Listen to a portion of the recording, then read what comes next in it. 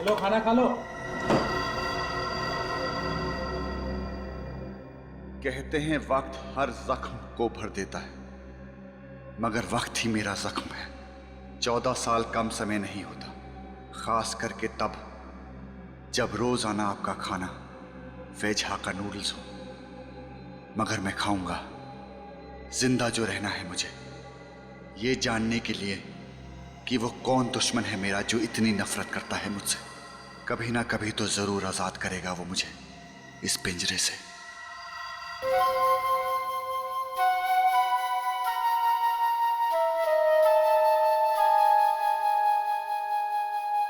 वही धुन फिर से।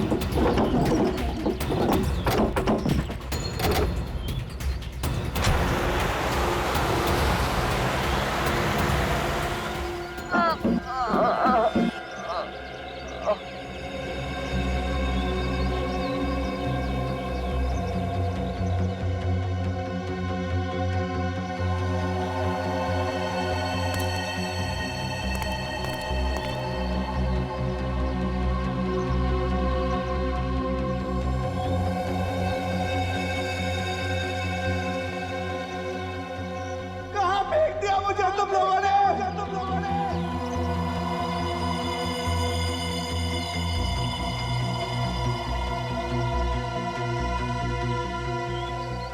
बंदूक? उसने मुझे बंदूक क्यों दी?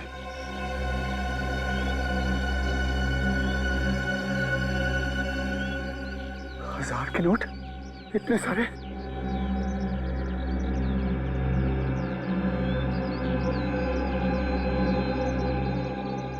ये कैसा मोबाइल फोन?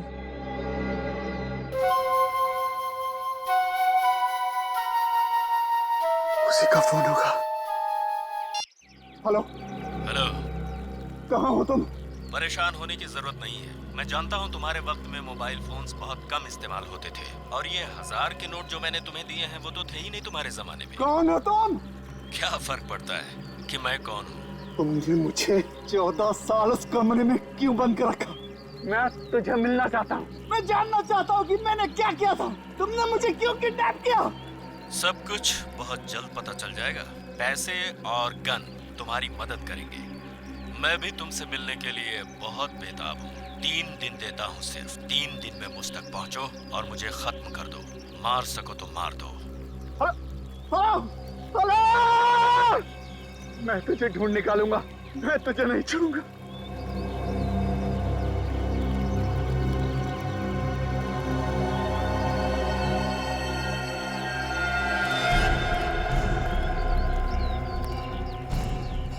कौन सा जंगल है?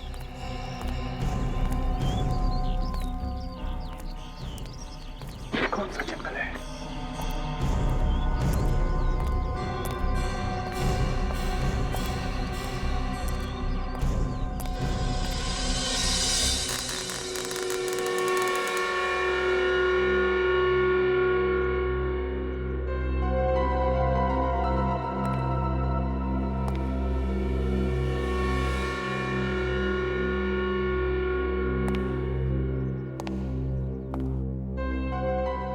मेरे हंसते खेलते घर को उसकी नजर लग गई।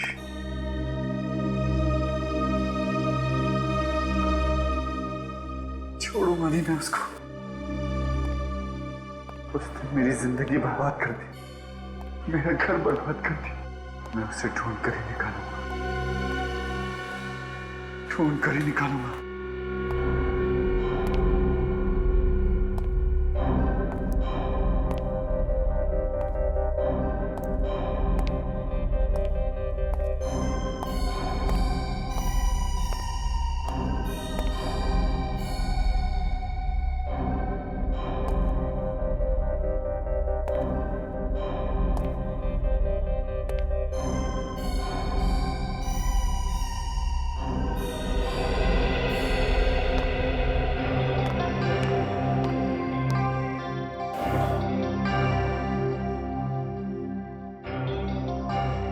कितना खूबसूरत है, मीरा को बहुत पसंद आएगा।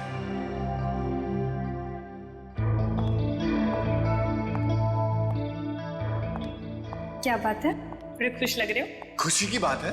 आखिर क्या बात है, हमें भी तो पता चले। बताता हूँ, थोड़ा सब्र करो। सब्र का फल मीठा होता है। कितना सुखी परिवार था हमारा। मेरी मीरा बेटी कैसी है, कितने खुश थे। अब तुम बाहर जाओ, मैं आता हूं।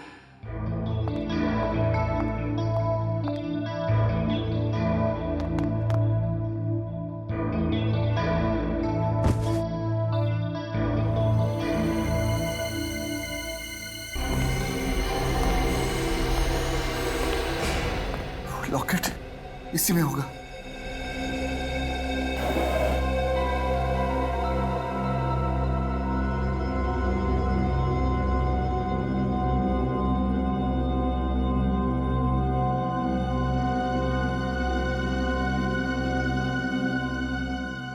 इसे मैं अपने पास रख लेता हूं। इसमें एक डायरी होगी, इसमें होगी ये रही।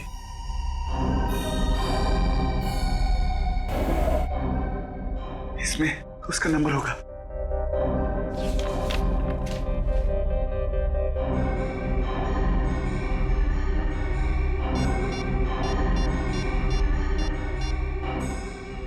हेलो गिरीश, मैं देव। कहाँ है तू? कैसा है? कहाँ था इतने साल? गिरीश, मैं ये सब फोन पर नहीं बता सकता।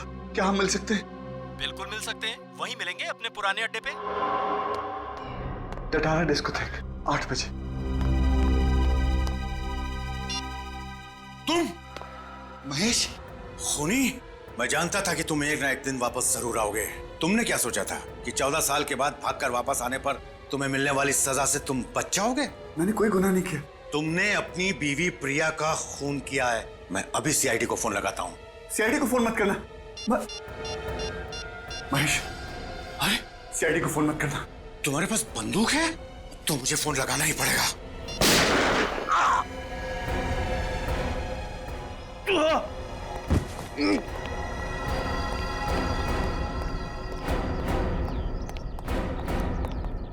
तो आपने देखा था उस आदमी को जिसने आप पे गोली चलाई?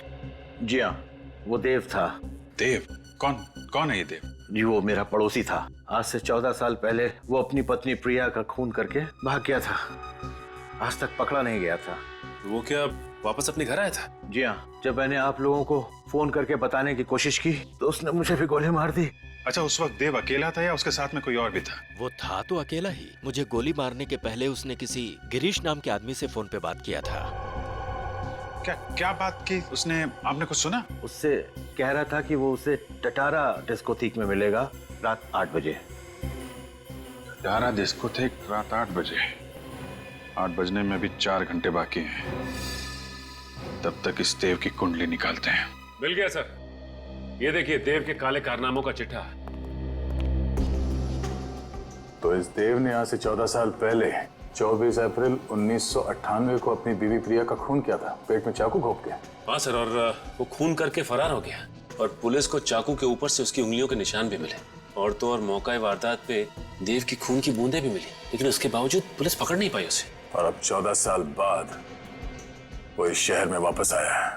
सर जरूर कोई बहुत बड़ी ठोस वजह है इस देव के वापस आने की, वरना खुद घर जाके वो अपने आप को मुसीबत में क्यों डालता? इसमें यह भी लिखा है कि उस वक्त देव की एक 2.5 साल की बेटी भी थी, मीरा, और उसकी माँ की मौत के बाद से वो गायब है। आ रहा है ना आज रात ये देव टटारा डिस्कोथेक में। बहुत सारे सवालों के जवाब देने इस देव को।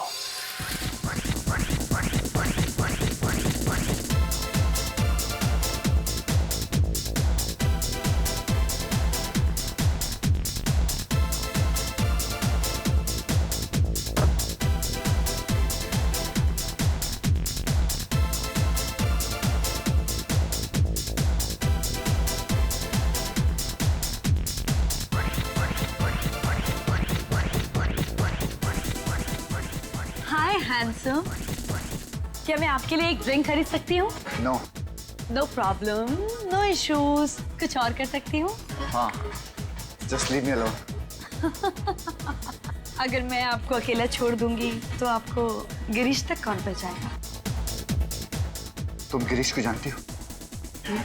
आओ मेरे साथ।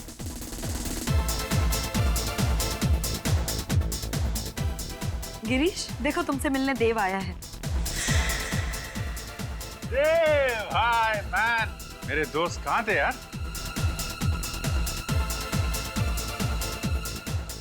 क्या मजाक है? ये गिरीश नहीं है। सही पहचान। मैं बाराती हूँ, तुम्हारी बारात में शामिल होने आया हूँ। देव, अरे मेरे दोस्त, यार मैं तुम्हें ढूंढ रहा था। कैसा है तू? हाँ, चल घर चले। मैंने तुमसे बहुत सारी बातें करनी है। कोई कहीं नहीं जाएगा। पहले तुम लोग ससुराल चलोगे। ससुराल? हाँ, ससुराल। CID bureau. CID bureau? मेरे पास वक्त नहीं है। वक्त तो मेरे पास भी नहीं है। जो जुर्म आप लोग मुझसे कबूल करवाना चाह रहे हो वो मैंने किया ही नहीं है। झूठ बोल रहे हो तुम। अपनी बीवी प्रिया का खून तुमने ही किया है। मैं तो उससे स्कूल के दिनों से ही प्यार करता था। स्कूल के दिनों से? मतलब तुम और प्रिया के एक ही स्कूल में पढ़ते थे? कौन से स्कूल में पढ़ते थे तुम? एक ही स्कूल में नहीं सर, मैं ग्रीन हॉर्न्स में था और वो एसके स्कूल में। मैं उससे जान से भी ज्यादा प्यार करता था। मैं उसका खून क्यों करूंगा? ये सच कह रहा है सर। आप? मेरा नाम गिरीश है, मैं देव का दोस्त हूँ। प्रिया भाभी और देव के प्यार की मिसाल तो हम सभी दोस्त दिया करते थे। अगर तुमने खून नहीं किया तो इतने साल तक कहाँ गायब रहे? पुलिस से डर के भाग क्यों रहते तुम? मैं नहीं भागा। तो क्या 14 साल से हिमालय में जाकर बैठे थे समाधि लगाकर? सर मैं किडनैप हो गया था। किडनैप? वो भी 14 साल के लिए? हाँ। मतलब 1998 से लेके 2012 तक तुम किडनैपर की कैद में थे? हाँ। किसने किया था तुम्हें किडनैप? मुझे नहीं पता सर। है? पता नहीं? तुम कह रहे हो कि किसी ने तुम्हें 14 साल तक किडनैप करके रखा, और अब कह रहे हो कि तुम्हें पता नहीं किसने किडनैप किया तुम्हें? मैं कभी उसका चेहरा नहीं देख पाया और ना ही उसने कभी अपना नाम बताया। चलो नाम नहीं सही, वजह तो बताई होगी किडनैप करने की। मुझे कोई वजह नहीं बताई उसने। वजह भी नहीं बताई और तुम चाहते हो कि हम तुम्हारी इस कहानी पर विश्वास करें कि तुम्हें 14 साल के लिए किसी ने किडनैप किया था, कैद में रखा था, मगर किसने किया ये तुम्हें पता नहीं, क्यों किया ये भी तुम्हें पता नहीं। तो फिर चलो ये बताओ, कहां पे रखा था तुम्हें किडनैप करके? बताओ। मुझे नहीं पता था, बस एक कमरा था जिसमें टीवी, फ्रिज, एसी, सारी सुविधाएं दी थी। मैं उसे नहीं जानता और ना मुझे पता था कि मैं उस कमरे में 14 साल रहने वाला। तुम्हारी इस कहानी पर हमें बिल्कुल विश्वास नहीं, फिर भी और एक मौका देता हूं तुम्हें। सच सच बताओ, बिल्कुल शुरू से, जिस दिन तुम किडनैप हुए थे उस दिन से। 21 अप्रैल 1998। मेरी छोटी सी जिंदगी बड़े सुकून से कट रही थी। सारी खुशियां थी मेरे पास।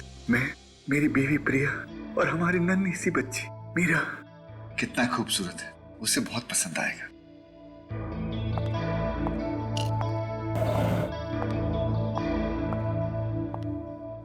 क्या बात है, बड़ी खुश लग रहे हो। खुशी की बात। आखिर क्या बात है, हमें भी तो पता चले। कुछ बात है ना, थोड़ा सब्र करना सीखो। सब्र का फल मीठा होता है। मेरी मीरा बेटी कैसी है? अच्छा, इसे लेकर बाहर जाओ। मैं आता हूँ। तुमने बताया नहीं क्या बात है। तुम जाओ तो मैं आता हूँ, बताओ तो।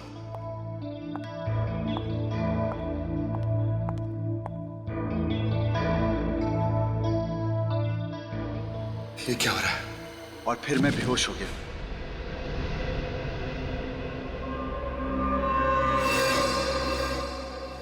जब नींद खुली तो देखा किसी अनजान जगह पर हूं। उस वक्त मैं ये नहीं जानता था कि मुझे वहां 14 साल बिताने होंगे,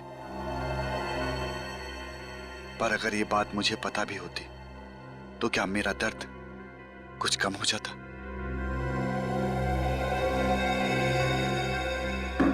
दरवाजा खोलो। मुझे अंदर क्यों बंद कर दिया? अरे कोई है? कोई सुन रहा है? मुझे अंदर क्यों बंद किया तुम लोगों ने?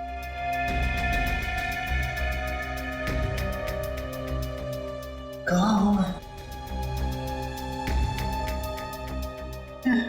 किसने बंद कर दिया मुझे? एक भी खिड़की नहीं, टीवी है, सारी सहूलतें हैं। इसने मुझे सब कुछ दिया, लेकिन काल कोठरी में क्यों बंद कर दिया? ये लो खाना। आप लोग कौन है? मुझे क्यों बंद के रखा भाई साहब? आप लोगों को पैसा चाहिए ना, मैं दिलवाऊंगा। मुझे छोड़ दो। उसके पास पैसों की कमी नहीं है। किसके पास? क्या नाम है उसका? मुझे बताओ उसका नाम। वो तुम्हें जल्द ही पता चलेगा। छोड़ो। अरे छोड़ो। और फिर एक दिन 4 लोग अंदर आए। मैं समझ नहीं पा रहा था कि वो मेरा खून क्यों ले जा रहे हैं। मेरा खून क्यों ले लिया? जाने से पहले उन्होंने मेरा ग्लास भी ले लिया। ग्लास? उन्होंने ऐसा क्यों किया था? अरे कहाँ जा रहे हो आप लोग? मेरा खून क्यों ले जा रहे? मेरा खून, मुझे छोड़। ये उस दिन मुझे समझ में आया जब मैंने न्यूज चैनल पर देखा कि आज सुबह देव नाम के सिविल इंजीनियर ने अपनी पत्नी प्रिया की चाकू मारकर हत्या कर दी। चाकू पर देव की उंगलियों के निशान और फर्श पर उसकी खून की बूंदें इस बात की पुष्टि करती हैं कि खून देव ने ही किया है। देव फरार है। पुलिस को उसकी तलाश है। देव और प्रिया की एक 2.5 साल की बेटी मीरा भी थी, जिसका फिलहाल कोई पता नहीं चल पा रहा। पुलिस का मानना है कि देव उसे अपने साथ ले गया है।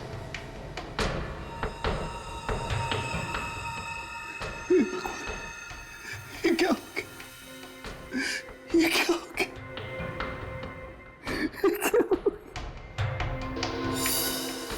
क्यों मारा तुमने प्रिया को? मैंने क्या बिगाड़ा था तुम्हारा? क्या बिगाड़ा था?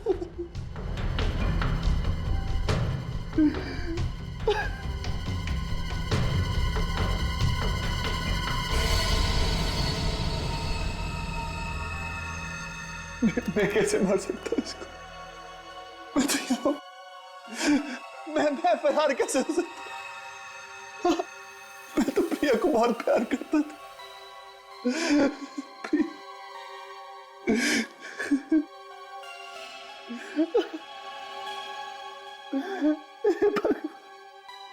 ये क्या हो गया? मीरा, मेरी बच्ची मीरा कहाँ हो गई? मीरा का क्या किया तुमने? मेरी बच्ची कहाँ है? मैंने क्या बिगाड़ा है तुम्हारा? मुझे माफ कर दो। मेरी बच्ची मुझे वापस दे दो। और इस तरह उस इंसान ने मेरी हंसती खेलती जिंदगी बर्बाद कर दी। अब मेरी जिंदगी का सिर्फ एक ही मकसद है, बदला। उससे मारकर मैं फांसी भी चढ़ जाऊं तो मुझे परवाह नहीं, मुझे परवाह नहीं। तुम्हारी बेटी मीरा वो कहाँ है? पता नहीं कैसी होगी, मुझे ये भी नहीं पता। किस हाल में होगी मुझे ये भी नहीं पता। हौसला रखो देव, तुम कानून को अपने हाथ में नहीं लोगे। सीआईडी वाले उस खूनी को सजा जरूर दिलाएंगे और तुम्हारी बेटी मीरा को भी ढूंढ निकालेंगे। मुझे लगता है कि जरूर ये काम किसी पुलिस ऑफिसर या फोरेंसिक के डॉक्टर का होगा, वरना देव की उंगलियों के निशान उठाकर हथियार पे डालना और फिर ब्लड सैंपल्स को ठीक जगह पे गिराना, ये किसी अनाड़ी आदमी का काम नहीं हो सकता सर। बिल्कुल सही कह रहे हो तुम। एक बात बताओ देव, ये गन और फोन ये तुम्हें किसने दिए? कहाँ से आए? उसी ने दिए थे, मेरी सूट की जेब में रख दिए थे। और उसका फोन भी आया था प्राइवेट नंबर से। प्राइवेट नंबर से फोन आया था? क्या कहा उसने? कि अगर 3 दिन में मैंने उसे नहीं ढूंढ निकाला तो वो मुझे मार देगा। मेरे दोस्त की जान बचा लीजिए सर। इतने सालों के बाद मिला है मुझे ये, मैं इसे फिर से खोना नहीं चाहता। आप चिंता मत करो, आपके दोस्त देव को कुछ नहीं होगा। सर ये आदमी काफी पहुंचा हुआ है, क्योंकि प्राइवेट नंबर्स तो ऐसे ही किसी को नहीं मिलते। देव, वो आवाज कुछ जानी पहचानी सी लगी तुम्हें जब तुमने फोन पे बात किया उससे? नहीं सर। चलो उस जगह के बारे में तो बताओ, याद करो, जरा दिमाग पर जोर डालो, बताओ। सर बस एक कमरा था, उस कमरे में कोई खिड़की नहीं थी, बाहर से किसी की कोई आवाज नहीं आती थी। मैं तो किसी इंसान की आवाज सुनने को तरस गया था सर। फिर भी कुछ तो सुना होगा, वहाँ बाहर से कोई आवाज आई होगी, कोई अजीब सी आवाज। बस हाँ हाँ सर, एक धुन जिसके सुनने के बाद मैं बेहोश हो जाता था। धुन सुनते थे और बेहोश हो जाते थे? जी सर। अच्छा, और कुछ? हाँ सर, हवाई जहाज उड़ने की आवाज दिन भर आया करती थी सर। हवाई जहाजों की आवाज है? इसका मतलब है दया, वहाँ पे एयरपोर्ट है करीब ही, जहाँ पर देव को कैद करके रखा था। कुछ और खास बात? देखो देव, छोटी सी छोटी बात भी हमारे लिए काम की हो सकती है, बताओ, सोचो। हाँ सर, वो लोग मुझे दिन रात एक ही किस्म का खाना देते थे सर। रोज एक ही किस्म का खाना? हाँ सर, 14 साल दिन रात मैंने एक ही चीज खाई है, नूडल्स, सिर्फ नूडल्स, सिर्फ नूडल्स। देव, ये बताओ, क्या कभी इस नूडल्स का स्वाद बदला है या एक ही स्वाद था, एक ही किस्म के, एक ही तरह के नूडल्स? नहीं सर, 14 सालों में उसका स्वाद कभी नहीं बदला। उसका स्वाद आज भी मुझे याद है। मेरी जुबान पर खुदरा हुआ है सर उसका स्वाद। आई एम सॉरी देव, लेकिन तुम्हें एक बार और वो नूडल्स खाने पड़ेंगे हमारे लिए।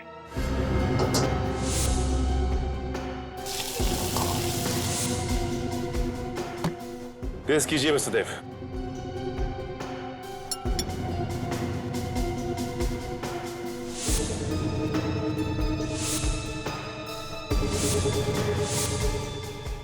ये नहीं है। इस रेस्टोरेंट का शेफ कौन है? ये वो नूडल नहीं है। मुझे नहीं लगता ये नूडल खाने के बाद मैं और कभी नूडल खा पाऊंगा। इतना घटिया बना है।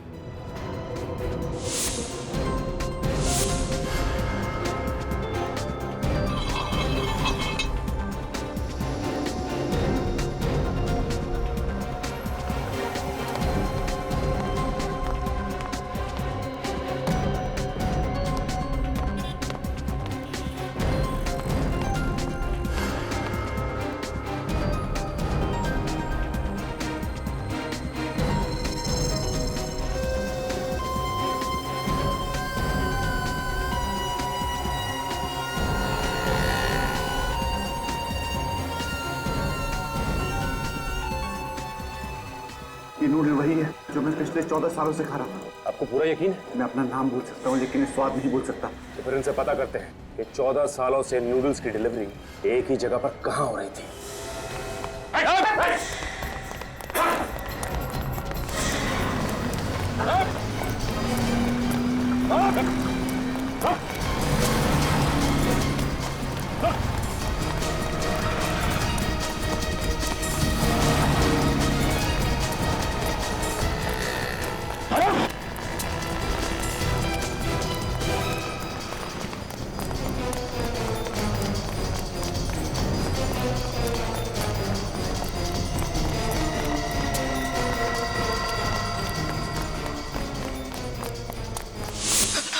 अरे बटलर, तुम यहाँ क्या कर रहे हो? मेरे पीछे वो सीआईडी। नहीं, नीचे।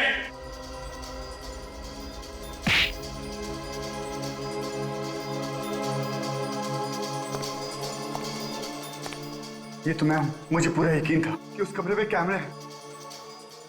क्यों किडनैप किया मुझे? तुमसे बात करता था ना? मैं नहीं हूँ वो। तुम ही थे, तुम ही थे। मैं नहीं हूँ वो। तुम्हें कैद कर रखने के लिए मुझे किसी ने पैसे दिए थे। किसने दिए थे पैसे? मैं नहीं जानता। वो हमेशा मुझे फोन करता है। वो नंबर लाओ। लाओ। वो हमेशा अपने प्राइवेट नंबर से फोन करता है। और पैसे? वो तुम्हें पैसे कैसे देता था? वो हर महीने के 1 तारीख को बिल्डिंग के नीचे ड्रॉप बॉक्स में रख कर जाता है। अगर ये वो आदमी नहीं है तो वो कौन है जो मुझसे इतनी नफरत करता है कि 14 साल के लिए वो इस आदमी को पैसे देगा मुझे कैद में रखने के लिए? इसका पता भी चल जाएगा। देखो तो मैं चाहता हूँ कि तुम उन सारे लोगों के नाम लिखो, तुम्हारे बचपन से लेकर आज तक उन सारे लोगों के नाम जिनके साथ कभी तुम्हारा झगड़ा हुआ हो या किसी का दिल दुखाया हो तुमने। कभी कभी क्या होता है, एक छोटी सी बात भी काफी होती है बदला लेने के लिए। प्रतीक, मंगल, शुभम, सिद्धार्थ, सौकी, जेरी। ये रही मेरी दुश्मनों की लिस्ट। प्रतीक, मंगल, शुभम, सिद्धार्थ, सौकी, अशोक और जेरी।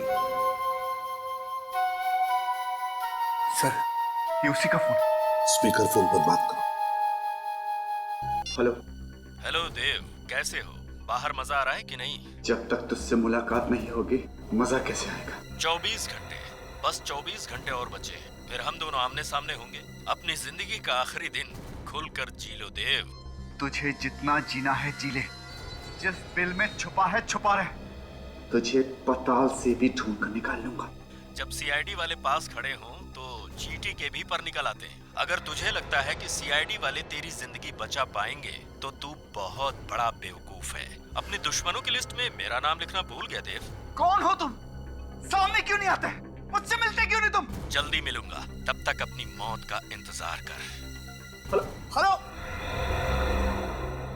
इसे कैसे पता चला कि देव के आसपास क्या हो रहा है?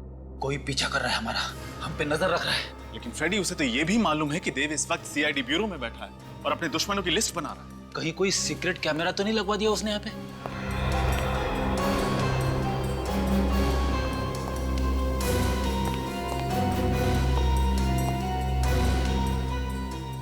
नहीं सर, यहाँ पे तो कोई कैमरा दिख नहीं रहा है। क्या मतलब सर?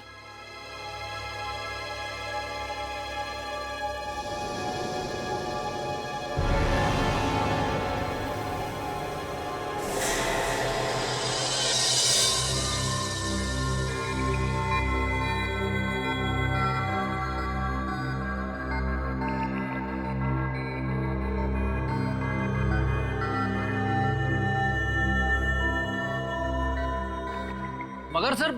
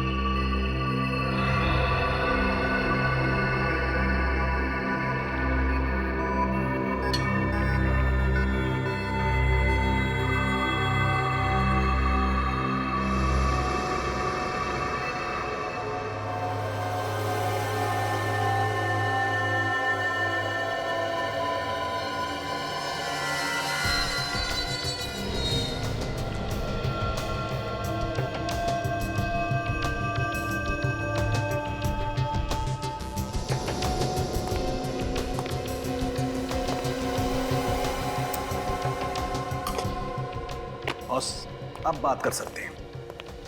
इस बग को मैंने इस साउंड प्रूफ बॉक्स में रख दिया है। अब ये हमारी आवाज कैच नहीं कर सकता है। इस बग की वजह से ये किडनैपर हमसे एक कदम आगे रहता था। अब देखते हैं। यार समझे, ये देव होश में कब आएगा? 2 घंटे में इसके एनेस्थीसिया का असर खत्म हो जाएगा, उसके बाद ही होश में आएगा। सर, जिसने भी ये काम किया है उसका दिमाग बहुत ही अजीब तरीके से चलता है। उसने पहले देव को 14 साल तक कमरे में बंद रखा और जब छोड़ा तो उसके शरीर में ये बग फिट कर दिया ताकि वो हर समय इसकी बातें सुन सके। और ये बग भी उसी दौरान लगाया गया है जब देव को बंदी बनाया गया था।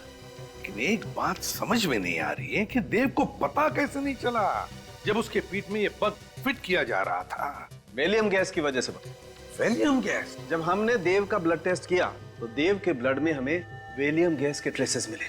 यार साउंड, ये वेलियम गैस तो रशियन सेना ने चेचनिया के आतंकवादियों के खिलाफ इस्तेमाल किया था। बिल्कुल। अब बॉस, इसकी बॉडी में हमें विटामिन डी भी बहुत कम मात्रा में मिला है। साउंड, जब भी कोई आदमी 14 साल से सूरज की रोशनी से दूर रहेगा तो यही होगा ना? सिर्फ इतना ही नहीं सर, इसके खून में से हमें स्नोडन थर्वल नाम की दवाई भी मिली है। स्नोडन थर्वल? ये कौन सी दवाई है? सर, ये दवाई स्किज़ोफ्रेनिया के इलाज के लिए इस्तेमाल की जाती है। स्किज़ोफ्रेनिया एक तरह की दिमाग की बीमारी होती है ना? अरे हाँ फ्रेडी, बिल्कुल ठीक कहा तुमने। सर, लेकिन वो किडनैपर ये दवाई देव को क्यों दे रहा था? ताकि देव अपना मानसिक संतुलन बनाए रखे। बॉस, अगर किसी इंसान को 14 दिन भी छोटे से अंधेरे बंद कमरे में कैद करके रखा जाए तो अकेलेपन और अंधेरे की वजह से वो अपना मानसिक संतुलन खोने लगता है। खाली दिमाग शैतान का घर। और इस बेचारे देव को तो पूरे 14 साल तक इसी तरीके से अंधेरे बंद कमरे में कैद करके रखा गया था। रजत, ये किडनैपर जरूर चाहता होगा कि 14 साल के बाद में जब देव बाहर निकलेगा तो अपने पूरे होशो हवास में रहेगा। हाँ सर, लग तो ऐसा ही रहा है। अब जिसने भी ये काम किया है उस तक पहुंचना बहुत जरूरी है। वो तो हम पहुंच कर ही रहेंगे। पहले पता लगाओ कि ये बग, ये चिप किसने बेची थी और किसे बेची थी। क्या तारीख बताई थी आपने? 2 सितंबर 2010 और उस बग का बैच नंबर है X91PXB4। X91PXB4, 2 सितंबर 2010। जी हाँ, ये बग दी थी हमने, यही नंबर था। ये बग किसको दी थी आपने? इंस्पेक्टर ऋषभ। इंस्पेक्टर ऋषभ? इस इंस्पेक्टर ऋषभ को 2 साल पहले सस्पेंड कर दिया गया था। मगर क्यों? कमिश्नर साहब ने इसको रिश्वत लेते हुए पकड़ लिया था। इस ऋषभ का एड्रेस चाहिए हमें। एड्रेस तो आपको मिल जाएगा, लेकिन इस मुलाकात की खबर किसी को भी नहीं होनी चाहिए। आप चिंता मत कीजिए। सर, हमें तो शुरू से ही शक था कि इस जुर्म में किसी पुलिस वाले या फिर किसी फोरेंसिक डॉक्टर का हाथ है। हाँ, लेकिन रजत, ये ऋषभ ही वो कड़ी है जो हमें देव के किडनैपर्स तक ले जा सकती है। लेकिन पुलिस वाला होने के बावजूद भी ऐसा गंदा काम। सर, कहीं ऐसा तो नहीं कि इसे पहले ही पता चल गया कि हम लोग यहाँ आ गए? एक काम करो, दरवाजा तोड़ दो। सर।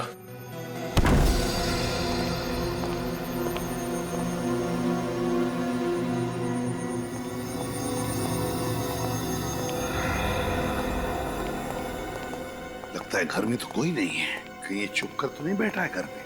देखो जरा, बैठ जाओ।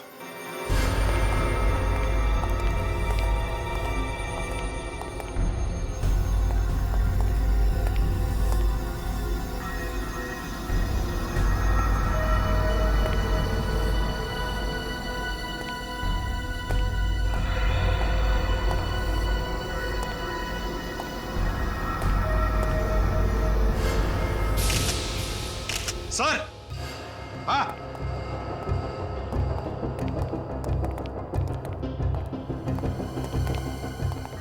माय गॉड,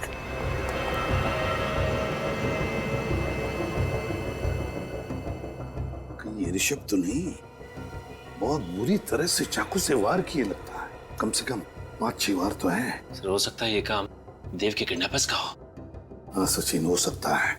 उसे पता चल गया होगा कि वो बग जो फिट किया था वो काम नहीं कर रहा है, इसलिए ऋषभ को मार डाला। अच्छी तरह से चेक करते इस घर को, एक एक कोना छान मारते, एक एक इंच, जरूर कुछ ना कुछ तो मिलेगा।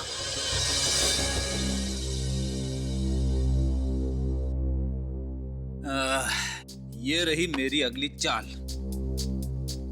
ये गया आपका प्यादा। फंस गए ना जाल में। 1, 2, 2.5 आपकी रानी गई। मैं तो अपनी रानी पहले ही खो चुका। आई एम सॉरी यार, मैं समझ सकता हूँ कि तुम्हारे दिल पे क्या बीत रही होगी।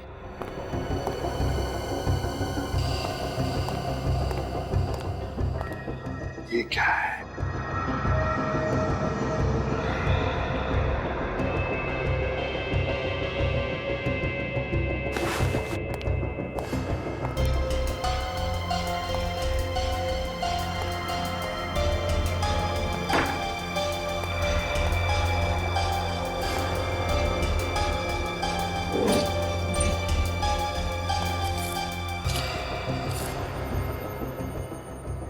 Green Hall School, class of 1985, reunion.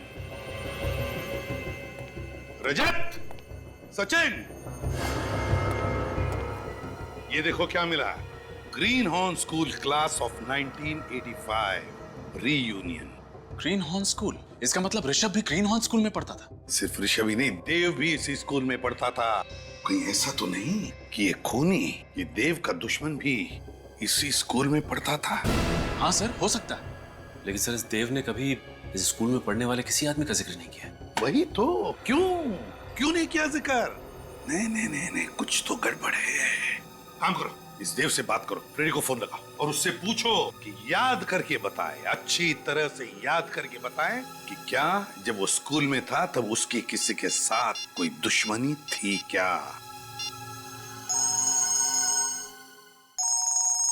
अब 1 मिनट। Hello sir. हाँ फ्रेडी, देव तुम्हारे सामने। 1 मिनट के लिए भी मैंने अपनी आंखों से ओझल नहीं होने दिया देव को। मैं जानता हूँ सर, 3 दिन हो चुके हैं, देव की जान को खतरा है। अच्छा, देव से बात कराओ। देव, लाइट कैसे चली गई? बिजली का बिल तो भरा था ना मैंने। फ्रेडी, क्या हुआ?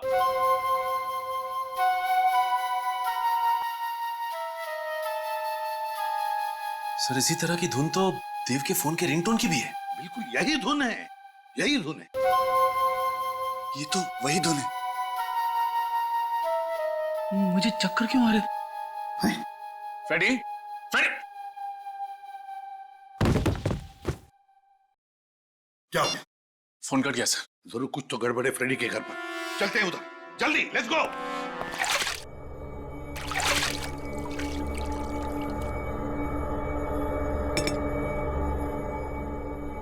Good morning Dev uncle. कौन हो तुम? मैं आपको आजाद करने के लिए आई हूँ। जिस तरह से मेरे पापा ने आपको 14 साल की उम्र कैद से आजाद किया, वैसे ही मैं आपको इस दुनिया से आजाद करूंगी। कौन है तुम्हारे पापा? ये आप नहीं जान सकते। अपने सबसे बड़े दुश्मन का नाम जाने बगैर ही आप मर जाएंगे।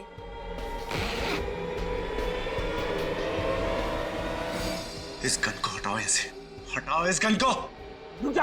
तुम ऐसा नहीं कर सकती। सीआईडी से पंगा मत लो।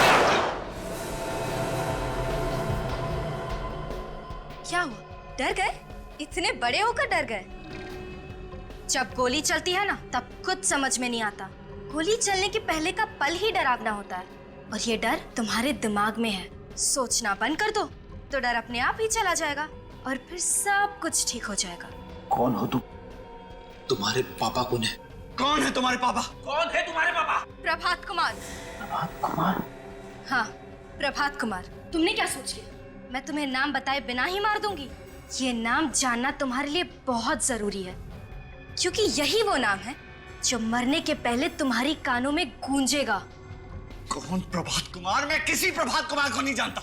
फिर तो तुम मेरी माँ को भी नहीं जानते होगे। कौन है तुम्हारी माँ? चित्रांगदा कुमार, जिसका तुमने बेरहमी से खून कर दिया। मैंने किसी का खून नहीं किया। अपने पापा को यहाँ बुलाओ। वो तुम्हारी वजह से पहले ही बहुत कुछ सह चुके हैं। उन्हें यहाँ बुलाने की कोई जरूरत नहीं है। बहुत बातें हो गई, अब तुम्हारे मरने का वक्त आ गया है। रुक जा, रुक जा। तुम ऐसा नहीं कर सकती।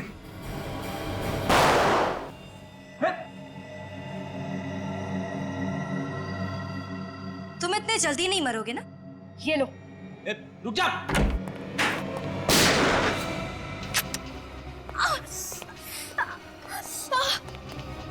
मरने के बारे में सोचना भी मत। कौन हो तुम लोग? सीआईडी। देखो जल्दी से हॉस्पिटल ले चलो, जल्दी। संभल के, संभल के। अगर तुम लोग यहाँ नहीं आते तो मैं उसे मार ही डालती। हम मारने देते तब ना। इतनी कम उम्र में इतनी नफरत किस लिए? हा?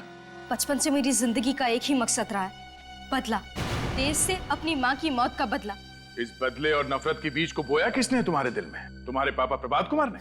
हाँ, मुझे गर्व है अपने पापा पर कि उन्होंने मेरे माँ के हत्यारे को इतनी बड़ी सजा दी। उसे 14 साल की कैद में रखा और अब मैंने उसे गोली मार दी। तुम्हारी वजह से देव हॉस्पिटल में जिंदगी और मौत के बीच झूल रहा है, समझी? देव तो मरेगा, जरूर मरेगा। पकड़े जाने के बाद भी तुम्हारी अकड़ नहीं गई अभी तक। अब चाहे फांसी हो या जेल, मुझे कोई फर्क नहीं पड़ता। चुपचाप बता दो तुम्हारे पापा इस वक्त कहाँ हैं, समझे? नहीं, बिल्कुल नहीं बताऊंगी। अब जब बाप बेटी का मकसद पूरा हो ही गया है तो सजा क्यों नहीं काट लेते हैं? अब तक मकसद पूरा कहाँ हुआ है? जब देव मरेगा तब हमारा मकसद पूरा होगा। तुम ऐसे नहीं मानोगी, हमें कुछ करना पड़ेगा। फ्रेडी, इस प्रभात कुमार के सारे डिटेल्स निकालो। Sachin, Nikhil, green horns school जाओ, वहीं से कुछ पता चलेगा। Excuse me sir. जी कहिए। हम लोग सीआईडी से। आप लोग मेरे स्कूल में क्या कर रहे हो? I mean, मेरे स्टूडेंट्स ने कुछ गड़बड़ की है क्या? नहीं, आपके स्टूडेंट्स ने कुछ गड़बड़ नहीं की है, बस आपके स्कूल के 1982 के बैच के बारे में कुछ जानकारी चाहिए थी। 1982 के बैच के बारे में? एक मिनट सर। आइए सर, इस फाइल में आपको उस बैच की सारी जानकारी मिल जाएगी। देव इसी बैच में था, मगर अपने पापा के तबादले की वजह से 15 जुलाई 1982 को बीच में स्कूल छोड़ के चला गया था। 2 सितंबर 1982 में देव की क्लास में एक नीलम नाम की लड़की थी जिसने आत्महत्या की थी, लेकिन आत्महत्या की वजह नहीं लिखी यहाँ। प्रिंसिपल साहब, आप कुछ बता सकते हैं इसके बारे में? जी नहीं सर, मैं तो यहाँ पिछले 5 साल से ही प्रिंसिपल हूँ। 1982 में मिस्टर दीनानाथ यहाँ के प्रिंसिपल थे, जिनकी कुछ साल पहले ही मौत हो गई। मौत हो गई है? जी हाँ सर। इसमें यह भी लिखा है कि नीलम का एक भाई भी था जो 8वीं क्लास में था इसी स्कूल में। क्या नाम है उसका? प्रभात कुमार। ये प्रभात कुमार तो नताशा के पापा का नाम है ना? हाँ सर। मतलब ये प्रभात पास आउट हुआ होगा 1985 में, पास आउट हुआ होगा। तो सर 1985 की फाइल देखना चाहिए। ये क्या? प्रभात और ऋषभ दोनों एक ही क्लास में पढ़ते थे, तो इसका मतलब ये दोनों एक दूसरे को अच्छी तरह से जानते होंगे और इसीलिए प्रभात ने ऋषभ से वो बग मंगाया होगा देव के शरीर में डालने को। और सर, जब उस बग के बारे में हमें पता चल गया तो प्रभात कुमार ने ऋषभ को ही रास्ते से हटा दी। हो सकता है निखिल कि नीलम की मौत में देव का ही हाथ हो, इसीलिए तो प्रभात देव से बदला लेना चाहता था। और सर, अगर नीलम की मौत की वजह देव है तो देव ने हमसे इतनी बड़ी बात छुपाई क्यों? हो सकता है निखिल कि देव को पता ही ना हो, क्योंकि देव ने स्कूल छोड़ा था जुलाई महीने में और नीलम ने आत्महत्या की थी सितंबर के महीने में। अच्छा प्रिंसिपल साहब, इन सब की फोटोग्राफ मिल सकती है? जी सर। ये है देव और ये नीलम। तो सर, इस फाइल में ऋषभ और प्रभात का भी फोटो होना चाहिए। माय गॉड, ये है प्रभात। सर, ये प्रभात कुमार है? हाँ निखिल, अब वक्त आ गया है इस खरगोश को पिल से निकालने का। सर, मैं प्रभात कुमार के घर से आ रहा हूँ। उसका कोई आता पता नहीं है। फोन क्यों से? हाँ सर किया था, फोन बंद आ रहा है। आप लोग कितनी भी कोशिश कर लीजिए, मेरे पापा तक कभी नहीं पहुंच पाओगे। सर, मैं ग्रीन हॉर्न स्कूल से आ रहा हूँ। ये देखिए सर, ये प्रिंट आउट। नताशा, तुम्हारी बुआ ने आत्महत्या की थी, ये बात मालूम है तुम्हें? मेरी कोई बुआ नहीं है। है, नीलम कुमार नाम है उनका, मगर सितंबर 1982 में उसने आत्महत्या की थी। मगर पापा ने कभी बताया नहीं इस बारे में। ओहो, नहीं बताया? शायद भूल गए होंगे। मगर उन्होंने तुम्हें ये तो बताया होगा ना कि नीलम कुमार और देव एक ही स्कूल में पढ़ते थे। ये क्या कह रहे हैं आप? ये देखो, पढ़ो इसे।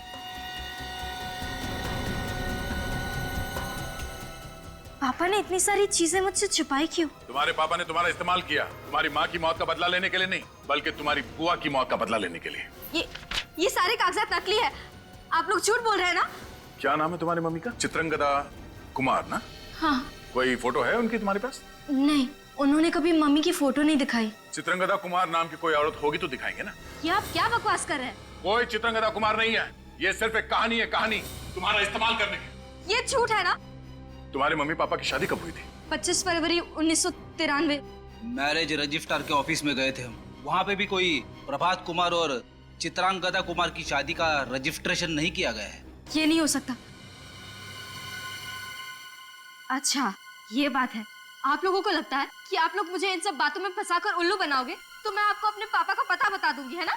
मैं आपको अपने पापा का पता नहीं बताऊंगी। तुम्हारे पापा हैं कौन, ये पता भी है तुम्हें? क्या मतलब?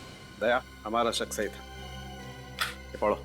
ये क्या है? DNA report. तुम्हारी डीएनए रिपोर्ट मिस्टर देव के डीएनए रिपोर्ट से मैच करती है। मिस्टर देव तुम्हारे पापा हैं, तुम्हारे असली पापा, प्रभात कुमार नहीं। ये रिपोर्ट्स नकली है ना? ये सब झूठ है। आप लोग झूठ बोल रहे हैं ना? यही सच है। तुम्हारे गाल पे जब ये तिल देखा था हमने, हमें उस वक्त शक हुआ था कि शायद तुम मीरा हो, देव और प्रिया की बेटी। ये नहीं हो सकता। मीरा, तुम्हारी माँ का हत्यारा प्रभात कुमार है। उसी ने प्रिया को मारा और प्रिया के खून का इल्जाम देव के सर पे डाला, और फिर एक बेटी के हाथों बाप को मरवा के बदला लेना चाहता था। ये नहीं हो सकता। इस प्रभात ने बड़ी लंबी प्लानिंग की थी। उसने सोचा कि एक बेटी से बाप का खून करवा दूंगा, इस तरह मीरा को फांसी हो जाएगी और देव का सारा खानदान खत्म। हे भगवान, ये मुझसे क्या हो गया? मैंने अपने ही हाथों से अपने पापा पर गोली चला दी। ये क्या कर दिया मैंने? मैं प्रभात कुमार को नहीं छोड़ूंगी, मार डालूंगी उसे। मीरा, प्रभात कुमार के पापों की सजा कानून देगा उसे। तुम हमें सिर्फ ये बताओ कि वो है कहाँ।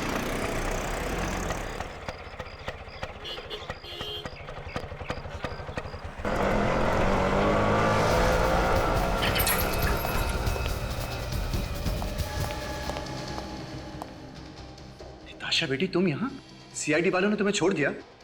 सीआईडी वालों ने मुझे छोड़ दिया।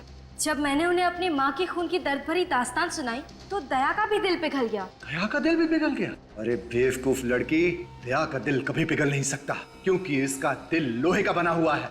जरूर इसमें उनकी कोई चाल होगी। ठीक कहा तुमने, ये हमारा ही प्लान था। मिस्टर प्रभात कुमार उर्फ गिरीश। धोखा, इतना बड़ा धोखा किया तुमने मेरे साथ। धोखेबाज तो तू है, जो बचपन से अब तक मुझसे झूठ कहता आया। अपनी माँ के खूनी के कहने पर मैंने अपने पापा पर गोली चला दी। तो तुम्हें सब कुछ पता चल चुका है। कितनी कोशिश की मैंने कि कम से कम खून खराबा हो, खुशी खुशी सब कुछ निपट जाए, मगर अब मुझे लगता है यहाँ पर मुझे 4 लाशें बिछानी पड़ेगी। तुम लाशें बिछाओगे? लाशें बिछाने लायक बचोगे तब ना। बोल, क्यों किया ये सब? क्योंकि मैं देव को बर्बाद कर देना चाहता था। क्या दुश्मनी थी तुम्हारी देव के साथ? देव मेरी बहन का खूनी है। लेकिन नीलम ने तो आत्महत्या की थी ना? देव की वजह से आत्महत्या की थी मेरी बहन नीलम ने, क्योंकि ग्रीन होम स्कूल में उसने सभी को ये कहकर उसे बदनाम कर दिया था कि वो उससे प्यार करती, उससे शादी करना चाहती, जबकि ऐसा कुछ भी नहीं था। देव तो जुलाई 1982 में स्कूल छोड़कर जा चुका था। हाँ, मगर देव के स्कूल छोड़ देने के बाद भी ग्रीन हॉर्न्स के बाकी के स्टूडेंट्स के तानों ने नीलम का पीछा नहीं छोड़ा, और मायूस होकर वो खुद मौके से लटक गई। गिरीश, तुम्हारी बहन के साथ जो कुछ भी हुआ बहुत गलत हुआ, मगर बदला लेने के लिए तुमने देव के साथ जो कुछ भी किया वो भी ठीक नहीं है। सालों से बदले की आग मेरे दिल में चल रही थी, और मैंने उसे कभी बुझने भी नहीं दिया। बस सही मौके का इंतजार कर रहा था क्योंकि देव मुझे पहचानता नहीं था, इसलिए गिरीश बनकर मैंने उससे दोस्ती की। ये सब करने का क्या फायदा हुआ? तुम्हारी मरी हुई बहन वापस तो नहीं मिली ना? तुम्हें मिलेगा सिर्फ फांसी का फंदा। डॉक्टर साहब, कैसी तबीयत है इनकी? गोली दिल के बिल्कुल पास लगी और खून भी काफी बह गया है, इसलिए इनका बचना मुश्किल है। नहीं डॉक्टर साहब, ऐसा मत कहिए। अगर मेरे पापा को कुछ हो गया तो मैं अपने आप को माफ नहीं कर पाऊंगी। हमें जो कुछ करना था हम कर चुके हैं, अब तो इनको केवल भगवान ही बचा सकते हैं। पापा, पापा उठिए ना। मैं आपकी बेटी मीरा। मैं आपको पहचान नहीं पाई, पर आपको तो मुझे पहचान लेना चाहिए था ना। पापा जवाब दीजिए, इतने सालों बाद आपकी बेटी वापस आई है, आप उठकर उसे गले नहीं लगाएंगे? ओ नो, इनकी हालत तो बिगड़ती जा रही है। पापा आप मुझे छोड़कर कहीं नहीं जा सकते, समझ गए आप? मम्मी भी मुझे छोड़ के चली गई थी। अगर आप चले गए तो मुझे कौन संभालेगा? पापा उठिए ना पापा। हे भगवान, आप प्लीज मेरे पापा को बचा लीजिए। मैं जेल चली जाऊंगी, अपने सारे बुरे कामों की सजा काटूंगी, पर आप मेरे पापा को बचा लीजिए प्लीज। भगवान उठिए ना पापा। इन्हें होश आ रहा है। पापा मुझे माफ कर दीजिए, मुझसे बहुत बड़ी गलती हो गई। मुझे अब पर गोली नहीं चलानी चाहिए थी।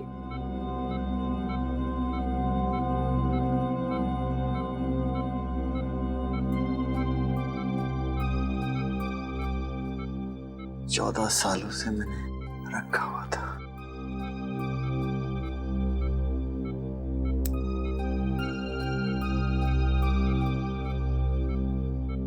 ये तो मेरे बचपन का फोटो है।